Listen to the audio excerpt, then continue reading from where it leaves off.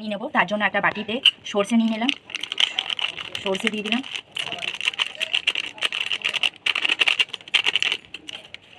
একটু হলুদ গুঁড়ো দিয়ে দেবো, একটু লঙ্কার গুঁড়ো দিয়ে নেবো, একটু সর্ষের তেল দিয়ে দেবো। তেল কই তো ওই তেলটা তো লাগবেই, তেল দিলাম। আর একটু নুন দিয়ে নেব। সব কিছু দিয়ে সুন্দর করে মিশ্রণটা মিশিয়ে নেব। একটু জল দিলাম।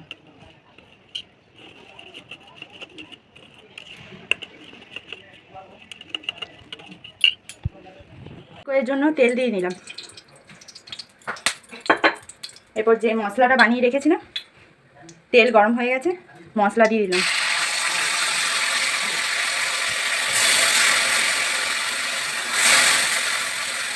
মশলাটা ভালো করে কষিয়ে নেব।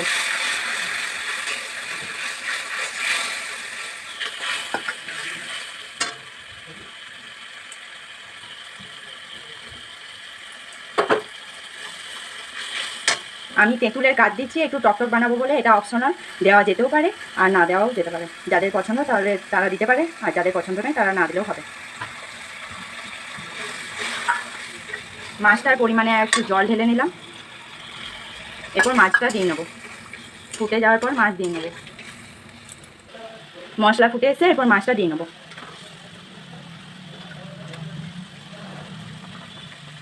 কাঁচা পাকা লঙ্কা দিয়ে পুরো মাছটা রেডি করে নিলাম।